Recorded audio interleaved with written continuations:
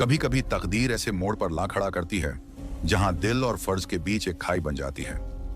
राम लखन का दूसरा ब्याह तय हो चुका था, मगर सुमित्रा के दिल में एक अजीब सा तूफान उठ रहा था। उसने खुद अपने पति के लिए दूसरी दुल्हन लाने की मंजूरी दी थी, मगर क्या सच में वो इस सच को स्वीकार कर पाई थी?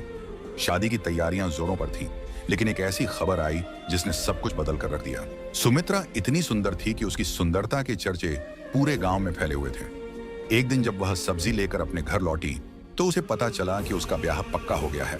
वह केवल 19 वर्ष की थी। वैसे तो यह उम्र दुल्हन बनने की नहीं मानी जाती, लेकिन सुमित्रा के लिए यह उसकी मजबूरी थी। एक ओर मां की गरीबी और दूसरी ओर बचपन में ही पिता का साया सिर से उठ जाने की बेबसी। जिस लड़के से उसका ब्याह तय हुआ उसके परिवार में 3 भाई और मां थी। लड़के के पिता नहीं थे, लेकिन उन्होंने अपने पीछे इतना कुछ छोड़ा था कि तीनों भाई बिना किसी परेशानी के अपनी जिंदगी आराम से गुजार सकते थे। घर में पीतल के बर्तनों का काम था जिसे पहले लड़के के पिता संभालते थे, लेकिन उनके न रहने पर यह जिम्मेदारी अब राम लखन के कंधों पर आ गई थी। राम लखन वही था जिसका ब्याह सुमित्रा से होने वाला था। वह घर का बड़ा बेटा था, इसलिए पिता के निधन के बाद सारी जिम्मेदारियां उसी पर आ गई थी। जब राम लखन के पिता मामूली सी बीमारी के चलते अपने भरे पूरे परिवार को अधूरा छोड़कर चल बसे, तब से उसकी मां का अपनी जिंदगी पर से भरोसा उठ गया था। उनकी एक ही ख्वाहिश थी कि वह अपनी बड़ी बहू का चेहरा देख लें और अपने पोते को गोद में खिलाते हुए दुनिया से विदा हो जाए। इसी कारण वह अपने बड़े बेटे का विवाह जल्दी से जल्दी कर देना चाहती थी। लड़का सुमित्रा से 8 साल बड़ा था, लेकिन सुमित्रा की मां को इससे कोई ऐतराज नहीं था। उन्हें पता था कि अच्छे रिश्ते बड़ी मुश्किल से मिलते हैं, और ऊपर से जब लड़की के सिर से बचपन में ही पिता का साया उठ गया हो तो यह सौभाग्य की बात थी। सुमित्रा की मां ने बड़ी मुश्किलों से उसे पाल पोस कर 19 वर्ष का किया था। भला हो उसकी पड़ोसन कमला का, जिसने उसकी बेटी का ब्याह बिना किसी दहेज के अपनी रिश्तेदारी में तय करवा दिया। कमला ने न केवल विवाह तय करवाया, बल्कि सारे खर्चे का भार भी अपने ऊपर लेकर सुमित्रा की मां को पूरी तरह निश्चिंत कर दिया। अब सुमित्रा की मां का एक ही सपना था कि वह जल्द से जल्द उसकी शादी करके उसकी जिंदगी को खुशियों से भर दे। आखिर वह दिन भी आ गया जब सुमित्रा का विवाह राम लखन से हो रहा था। विदाई के समय सुमित्रा अपनी मां से लिपटकर बहुत देर तक रोती रही।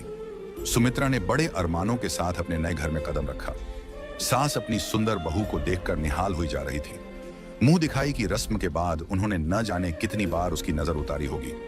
सुमित्रा को ससुराल आए 1 हफ्ता बीत चुका था, लेकिन अभी तक राम लखन ने सुमित्रा की सूरत नहीं देखी थी। वजह यह थी कि उसकी मां ने उसे सुमित्रा से दूर रहने की सख्त हिदायत दी थी। सास बहू को देखने की ललक में उसे अपने बेटे के लिए ब्याह तो लाई थी, लेकिन वह जानती थी कि सुमित्रा अभी गृहस्थ जीवन की शुरुआत करने के लिए परिपक्व नहीं थी। इसीलिए उन्होंने सुमित्रा को अपने पास ही अपने कमरे में रखा। राम लखन अपनी मां के इस फैसले से कभी कभी खींच जाया करता था। वह गुस्से में कहता, यह मां भी ना, जब सुमित्रा को हमसे दूर ही रखना था तो ब्याह क्यों करवाया, और करवाया भी तो इतनी छोटी लड़की क्यों? क्या उन्हें पहले से सुमित्रा की उम्र का पता नहीं था? चलो, दूर रखने का कारण समझ में आता है, लेकिन यह कैसी बात हुई कि अपनी ही बीवी की सूरत भी नहीं देख सकते। जब भी राम लखन सुमित्रा के घुंघरू की आवाज सुनता, उसका मन बेताब हो उठता कि वह एक झलक देख सके, लेकिन मां के सामने उसकी बेबसी उसे रोक देती। धीरे धीरे 1 महीना बीत गया, और इस दौरान सुमित्रा अपने परिवार के हर सदस्य के साथ घुल मिल चुकी थी, सिवाय अपने पति के। यह कितनी विचित्र बात थी कि जिसके लिए वह ब्याह कराई गई थी उसी से कोई संबंध नहीं था। वह बस घूंघट डालकर उसकी थाली परोस देती थी, वह भी सास की मौजूदगी में। सुमित्रा के दोनों देवर उम्र में उससे बड़े थे, लेकिन उनके साथ वह एक मां की तरह पेश आती थी। दोनों देवर भी उसे मां का दर्जा देते और उसकी उतनी ही इज्जत करते जितनी अपनी मां की। सास तो पड़ोस और रिश्तेदारी में सुमित्रा की तारीफें करते नहीं थकती थी। वह दिल से कमला मौसी का धन्यवाद करती थी, जिनकी वजह से उन्हें सुमित्रा जैसी बहू मिली। सुमित्रा भी अपनी सास का ख्याल एक बेटी की तरह रखती थी। एक दिन राम लखन घर लौटा और मां को घर पर न पाकर भाइयों से पूछा। पता चला कि मां पड़ोस में सत्यनारायण भगवान की कथा सुनने गई हैं। राम लखन को तो जैसे मनचाही मुराद मिल गई। फिर क्या था, वह सीधा रसोई घर में पहुंच गया। सुमित्रा उसे देखकर घूंघट निकालने लगी, तभी राम लखन ने उसका हाथ पकड़ लिया। जैसे ही उसकी नजर सुमित्रा की सूरत पर पड़ी, वह कुछ पल के लिए अपनी पलकें झपकाना ही भूल गया। बड़ी मुश्किल से खुद को संभालकर उसने कहा, दूसरों के मुंह से तुम्हारी जितनी तारीफ सुनी थी, तुम तो उससे भी ज्यादा सुंदर हो। बताओ भला, हमारी इतनी सुंदर दुल्हन को हमारी मां ने हमसे ही छुपा कर रखा है। इतना सुनकर सुमित्रा बस शर्मा कर रह जाती है। इतने में उसके कानों में माँ की आवाज सुनाई पड़ती है। घबराकर राम लखन उसे माँ को कुछ भी ना बताने की गुजारिश करता है और जल्दी से रसोई घर से बाहर निकल जाता है। उसकी माँ ने उसे बाहर निकलते देख लिया था, लेकिन उन्होंने न किसी से कुछ कहा और न ही कुछ जताया। बस मन ही मन एक फैसला कर लिया, सुमित्रा को 2 साल के लिए उसके पीहर भेजने का। दूसरे ही दिन सुमित्रा को उसके पीहर भेजने की तैयारियां शुरू हो गईं। जब राम लखन को यह बात पता चली तो उसे बिल्कुल भी अच्छा नहीं लगा। यह सब सुनकर उसका मन बहुत दुखी हो गया। भले ही वह सुमित्रा के नजदीक नहीं जा पाता था, लेकिन उसे घूंघट में ही सही देख तो लेता था। उसके आसपास सुमित्रा के होने का एहसास ही उसे जीने का सहारा देता था, लेकिन माँ के आगे वह कुछ नहीं बोल सकता था। उसने मन ही मन सोचा, अगर माँ का यही फैसला है तो ठीक है। राम लखन ने भारी दिल से सुमित्रा के जाने को स्वीकार कर लिया। जब सुमित्रा जा रही थी तो वह छिपकर उसे तब तक देखता रहा जब तक उसका भाई उसे लेकर उसकी आंखों से ओझल नहीं हो गया। सुमित्रा 2 साल के लिए अपने पीहर आ गई। सुमित्रा की माँ अपनी बेटी के मुंह से ससुराल वालों की बढ़ाई सुनकर अपनी बेटी के भाग्य पर वारी जाती थी और उसकी नजर उतारने लगती थी। एक दिन सुमित्रा ने अपनी माँ से कहा, माँ, जानती हो जब हम आ रहे थे तो अम्मा बहुत रो रही थी। छुटके बबुआ भी रो रहे थे और बड़े बबुआ तो हमें लाने के लिए तैयार ही नहीं हो रहे थे। अम्मा ने बहुत समझाया, तब जाकर वे हमें यहाँ लाने को राजी हुए। ये कहते हुए सुमित्रा ससुराल से मिले अपने जेवर दिखाने लगी। सुमित्रा की माँ उसकी बातों को ध्यान से सुनती जाती और मुस्कुराते हुए बोली, हूँ। सुमित्रा बोली, जानती हो माँ, आते समय उन्होंने मुझे 100 रुपये भी दिए। कह रही थी, खुलकर खर्च करना, जरा भी कोताही मत करना। समय समय पर बबुआ के हाथ और रुपये भिजवाती रहेंगी। उसकी माँ बोली, इतनी समझदार और भली सास बहुत किस्मत से ही मिलती है सुम्मी।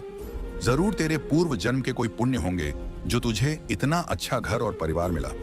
सुमित्रा को पीहर आए 3 महीने हो गए थे, लेकिन ससुराल से कोई खबर नहीं आ रही थी। उसका मन उदास था और उसे ससुराल की बहुत याद आ रही थी। एक दिन जब वह अपनी माँ के साथ बैठी थी, तभी दरवाजे पर दस्तक हुई। माँ ने कहा, जा सुम्मी, जरा देख तो दरवाजे पर कौन है। लगता है कमला जी आई हैं। हाँ माँ, कहकर सुमित्रा ने दरवाजा खोला तो देखा कि उसका छोटा देवर खड़ा था। उसे देखकर वह खुश होकर बोली, अरे माँ, छुटके बबुआ जी आए हैं। माँ ने कहा, अरे पगली, उन्हें भीतर तो ले आ। उसके देवर ने दोनों के पैर छुए और पास पड़ी चारपाई पर बैठ गया। माँ ने सुमित्रा से कहा, अरे जा सुम्मी, छुटके बबुआ के लिए चाय पानी का इंतजाम कर। कुछ देर बाद सुमित्रा चाय नाश्ता लेकर आई। 2-3 घंटे रुकने के बाद जब उसका देवर चलने को तैयार हुआ तो उसने सुमित्रा को एक थैला और कुछ रुपये पकड़ाते हुए कहा, ये लो भाभी, माँ ने तुम्हारे लिए भेजा है। ये देखकर सुमित्रा बोली, अरे इसकी क्या जरूरत थी बबुआ जी, हम तो कह रहे थे कि 1-2 दिन रुक जाते तो बढ़िया होता। इस पर देवर ने कहा, नहीं भाभी, परीक्षा सिर पर है तो पढ़ाई करना भी जरूरी है, वरना जरूर रुक जाते, लेकिन अगली बार आएंगे तो पक्का रुकेंगे। कहकर देवर उनके पैर छूता है और निकल जाता है। सुमित्रा अंदर आती है तो उसे थैले का ध्यान आता है। उत्सुकता में वह थैला खोलती है और देखती है कि अम्मा ने उनके लिए क्या क्या भेजा है। उसमें सुमित्रा के लिए 2 साड़ियां, कुछ मिठाई और फल थे। ये देखकर उसने अपनी माँ से कहा, माँ देखो, अम्मा ने हमारे लिए कितनी सुंदर साड़ी भेजी है। वह साड़ी निकाल रही होती है, तभी उसमें से एक पत्र निकलकर जमीन पर गिर जाता है। सुमित्रा पत्र उठाती है और खोलती है। उसमें राम लखन का नाम लिखा होता है। राम लखन का नाम देखते ही उसका कलेजा जोर से धड़कने लगता है। तभी उसकी माँ आ जाती है। माँ को आता देख वह पत्र जल्दी से छुपा लेती है। उसकी माँ कहती है, अरे वाह, ये तो बहुत सुंदर साड़ी है। सुमित्रा अपनी माँ को साड़ी दिखा रही थी, लेकिन उसका ध्यान उस पत्र पर ही अटका था। रात गहराने लगती है। सुमित्रा और उसकी माँ सो जाती हैं। जब उसकी माँ गहरी नींद में सो जाती है तो सुमित्रा धीरे से उठकर पत्र निकालती है। पत्र को खोलते ही उसके दिल की धड़कन फिर से तेज हो जाती है। खुद को बड़ी मुश्किल से संभालते हुए वह पत्र पढ़ना शुरू करती है। उसमें लिखा था, प्रिय सुमित्रा, आशा करता हूं कि तुम ठीक होगी। जिस दिन से तुमने हमारे आंगन में पांव रखा था, उसी दिन से तुमने हमारे दिल पर कब्जा कर लिया था। तुम्हारी पायल के घुंघरू की आवाज सुनकर तुम्हारी एक झलक पाने को मन व्याकुल हो उठता था। कभी कभी तो अम्मा पर खींच भी जाते थे कि क्या जरूरत थी उन्हें हमारा ब्याह करने की, जब उन्हें तुम्हें हमसे दूर ही रखना था। लेकिन अम्मा की मर्जी जानकर दिल को समझा लेते थे। पर जिस दिन हमने तुम्हारी सूरत देखी, उसी दिन से हमारा सुख चैन सब बर्बाद हो गया। अब सोचते हैं न देखा होता तो ही अच्छा था। हालत यह है कि कहीं भी जाते हैं, कुछ भी करते हैं, तुम नजर आती हो। बड़ी मुश्किल से सबसे छुपाकर यह पत्र तुम तक भेज रहे हैं। बस एक ही गुजारिश है, इस पत्र को अपने दिल से लगाकर रखना। हमें लगेगा कि तुमने हमें दिल से लगाया है। चलो अब बस करता हूं। अपना ख्याल रखना और अगले पत्र का इंतजार करना। तुम्हारा राम लखन। लखुंदर बार उसने राम लखन को महसूस किया। उसने खिड़की खोली और चांद को निहारा। ऐसा लगा जैसे राम लखन वहीं खड़ा उसे देख रहा हो। दिन और महीने बीतते गए, पत्र आते रहे और सुमित्रा अपने पति के प्यार में पूरी तरह डूबती चली गई। उन पत्रों के मीठे एहसास ने उसके वजूद को जैसे संवार दिया। आखिरकार 2 साल बीत गए। वह दिन भी आ गया जिसका इंतजार दोनों दिलों ने ना जाने कब से किया था। सुमित्रा की विदाई हुई। पूरे 2 साल बाद वह अपनी नई दुनिया को सजाने का सपना लेकर ससुराल में कदम रखी। इन 2 सालों में सुमित्रा का रूप रंग और निखर गया था। यह उसके पति के प्रेम और उस एहसास का असर था जिसने उसे दिन ब दिन और खूबसूरत बना दिया था। सुमित्रा का साथ पाकर राम लखन जैसे किसी दूसरी ही दुनिया में पहुंच गया था, जहां चारों तरफ केवल प्रेम ही प्रेम था। उस प्रेम की एकमात्र साक्षी थी सुमित्रा, जिसका आलिंगन पाकर राम लखन का जीवन धन्य हो गया था। राम लखन सुमित्रा को पलकों पर बिठाकर रखता था। 1 मिनट की जुदाई भी उसे बर्दाश्त नहीं होती थी। कभी कभी राम लखन मजाक में सुमित्रा से कह देता, बताओ, इतने दिनों तक तो अम्मा हमारे बीच दीवार बनी रही और अब यह काम धंधा आड़े आ गया है। हमारा बस चलता तो हम घर से कदम ही बाहर ना रखते, लेकिन क्या करें, काम नहीं करेंगे तो घर का खर्च कैसे चलेगा। सुमित्रा उसकी बातें सुनकर मुस्कुरा देती और उसे चुप करा देती। समय यूं ही बीतता गया।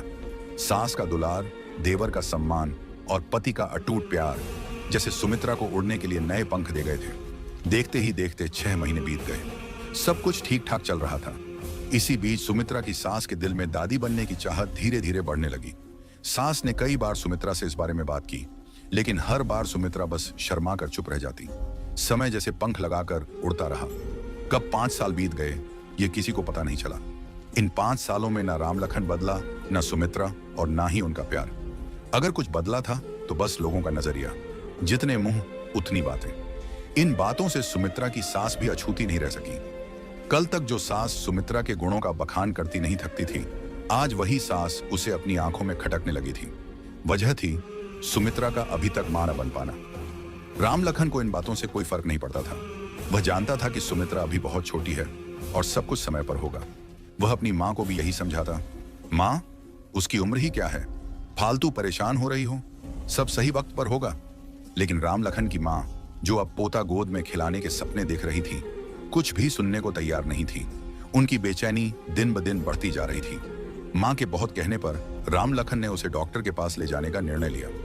डॉक्टर ने सारा चेकअप करने के बाद कहा, देखिए, घबराने की कोई बात नहीं है, सब कुछ नॉर्मल है। कभी कभी ऐसा होता है कि लड़कियां मां बनने में थोड़ा समय लेती हैं। आप सुमित्रा को थोड़ा समय दीजिए, वह मां जरूर बनेगी। राम लखन की मां ने सोचा, चलो, जैसे इतने दिन इंतजार किया है, 1-2 साल और सही। और इस बीच ऐसा कोई उपाय नहीं बचा था जिसे राम लखन की मां ने ना आजमाया हो।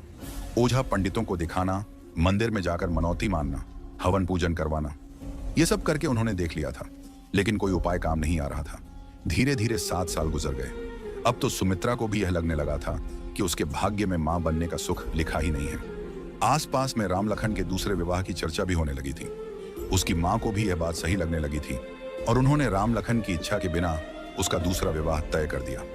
लेकिन जब राम लखन को इसके बारे में पता चला तो उसने साफ तौर पर दूसरा विवाह करने से इनकार कर दिया।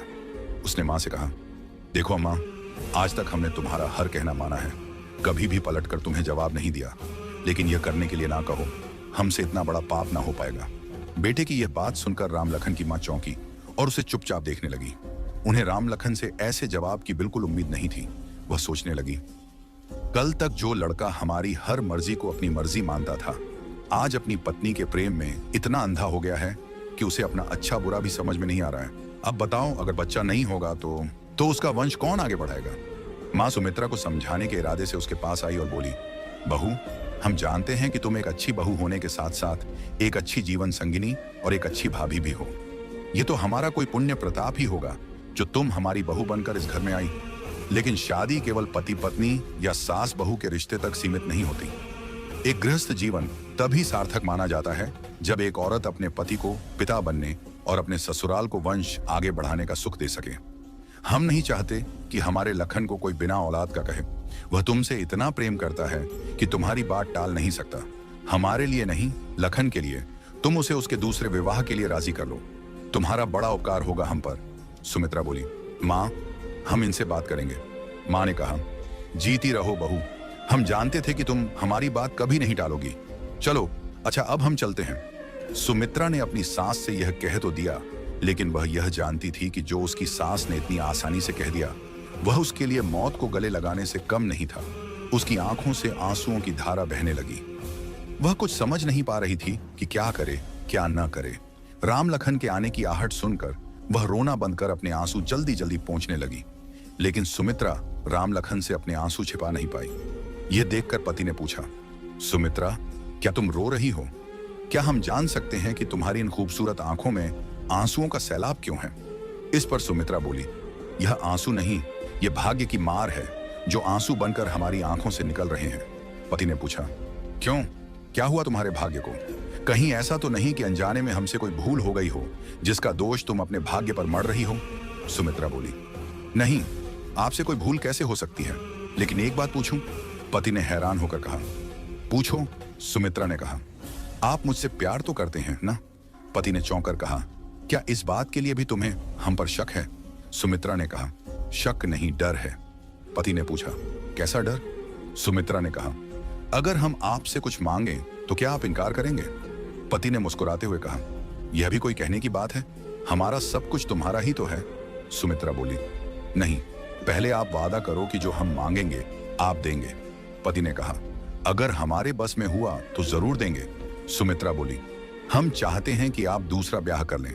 यह सुनकर राम लखन आश्चर्यचकित होकर बोले, ये तुम क्या कह रही हो? हम ऐसा हरगिज नहीं कर सकते। सुमित्रा बोली, क्यों नहीं कर सकते? पति ने कहा, तुम ऐसा सोच भी कैसे सकती हो कि हम तुम्हारे अलावा किसी और को अपनी जिंदगी में लाने के लिए तैयार हो जाएंगे? सुमित्रा बोली, हमें कुछ नहीं पता, आपको दूसरा ब्याह करना ही होगा। पति ने कहा, हमारा प्रेम इतना कमजोर नहीं कि एक बच्चे की लालसा में झटके से टूट जाए। हमने तुम्हें दिल से प्रेम किया है। सुमित्रा बोली, अगर आपके दूसरा ब्याह न करने का कारण जो है वह कारण खत्म हो जाए तो फिर तो आपको कोई मलाल नहीं होगा ना? पति ने हैरान होकर पूछा, तुम कहना क्या चाहती हो? सुमित्रा बोली, मतलब यह कि अगर हमारी जान देने से सब ठीक होता है तो यही सही। यह सुनकर राम लखन वेदना से भर उठा। सुमित्रा बोली, देखिए, अगर आप हमें प्रेम करते हैं तो इस ब्याह के लिए मान जाइए। कहते हुए सुमित्रा राम लखन से लिपट गई। फिर पति ने कहा, ठीक है, अगर तुम्हारी यही मर्जी है तो हम दूसरा ब्याह करने के लिए तैयार हैं, लेकिन इतना बता देते हैं कि वह हमारे दिल में तुम्हारी जगह कभी नहीं ले पाएगी। राम लखन के दूसरे ब्याह के लिए मान जाने की खबर सुनकर उसकी मां की खुशी का तो कोई ठिकाना ही नहीं रहा। वह तुरंत सुमित्रा के पास पहुंची और बोली, बहू, तुमने जो किया वह कोई भी औरत शायद ही करना चाहेगी। इसके लिए हम जिंदगी भर तुम्हारा एहसान मानते रहेंगे। तुम्हारा कद हमारी नजरों में और ऊंचा हो गया है। देखो बहू, राम लखन की दूसरी लुगाई भले ही आ रही हो, लेकिन बड़ी बहू तो इस घर की हमेशा तुम ही रहोगी।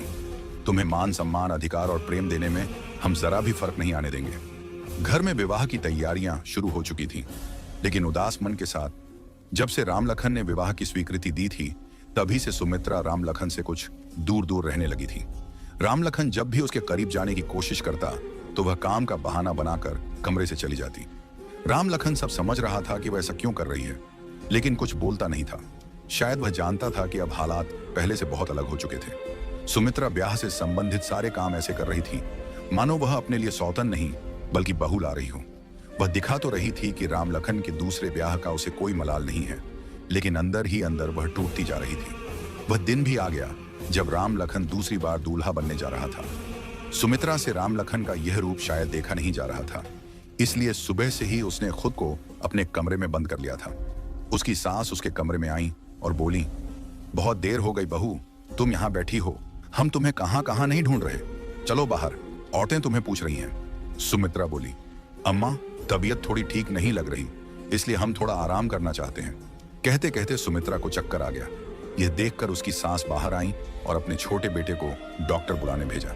सुमित्रा की तबीयत का हाल सुनकर राम लखन परेशान हो गया और सब कुछ छोड़ छाड़ कर भागा भागा सुमित्रा के पास आया। धीरे धीरे और लोग भी पहुंचने लगे। इतने में डॉक्टर आया, चेकअप करके बाहर निकला और बोला, देखिए, घबराने वाली कोई बात नहीं है, ये पेट से है, इस हाल में ऐसा होना लाजमी है। डॉक्टर के मुंह से यह बात सुनकर राम लखन चौंक गया और बोला, क्या कह रहे हैं डॉक्टर साहब, एक बार फिर बोलिए। डॉक्टर बोला, जी, आपकी पत्नी मां बनने वाली है। सुमित्रा के मां बनने की खबर सुनकर राम लखन खुशी से पागल हो गया और कहने लगा, सुन रही हो अम्मा, हमारी सुम्मी माँ बनने वाली है। बधाई हो, तुम दादी बनने जा रही हो। आखिरकार भगवान ने तुम्हारी सुन ही ली। तभी वहां खड़ी कमला बोली, जी जी, अब जिस वजह से लखन का दूसरा विवाह हो रहा था, जब वह वजह ही खत्म हो गई, तो अब हमें बारात रोक देनी चाहिए और लड़की वालों को सच सच बता देना चाहिए। इस पर सुमित्रा की सास बोली, नहीं जी जी, बारात जाएगी और बहू भी आएगी। अगर मौके पर हम ब्याह से इनकार कर देंगे तो लड़की के माँ बाप पर क्या बीतेगा? दाग लग जाएगा लड़की पर बारात ना आने का। लोग तरह तरह की बातें बनाएंगे, फिर उससे ब्याह कौन करेगा? ब्याह तो किसी भी कीमत पर होकर ही रहेगा, और वह भी आज ही के शुभ मुहूर्त पर। बारात जाती है, ब्याह होता है, बहू भी आती है, लेकिन सुमित्रा की सौतन बनकर नहीं, बल्कि उसकी देवरानी बनकर। सुमित्रा दरवाजे पर खड़ी होकर खुद उसकी आरती उतार कर उसे भीतर लाती है। भगवान की कृपा से घर की दूसरी बहू भी सुमित्रा जैसी ही निकली, और बहुत जल्द ही उसने अपने व्यवहार से पूरे परिवार का मन मोह लिया, खासकर सुमित्रा का। सुमित्रा खुश थी कि देवरानी के रूप में उसे एक छोटी बहन मिल गई। दोनों में बड़ा प्रेम था। एक बार फिर खुशियों ने सुमित्रा के जीवन को निहाल कर दिया था। खूबसूरत दिन जल्दी बीतते हैं और 9 महीने भी बीत जाते हैं। सुमित्रा एक प्यारे से बेटे को जन्म देती है। अम्मा यह समाचार सुनकर रोने लगती हैं। रामलखन कहता है, अम्मा तू रो रही है? अम्मा बोली, अरे पगले, ये तो दादी बनने की खुशी के आंसू हैं। अम्मा पोते को अपनी गोदी में लेती हैं और बोलती हैं, अब इसकी देखभाल की सारी जिम्मेदारी मेरी, और पोते को चूमने लगती हैं। बेटे के जन्म से जो संपूर्णता उनके जीवन में आ गई थी, उससे सुमित्रा और रामलखन बहुत खुश थे।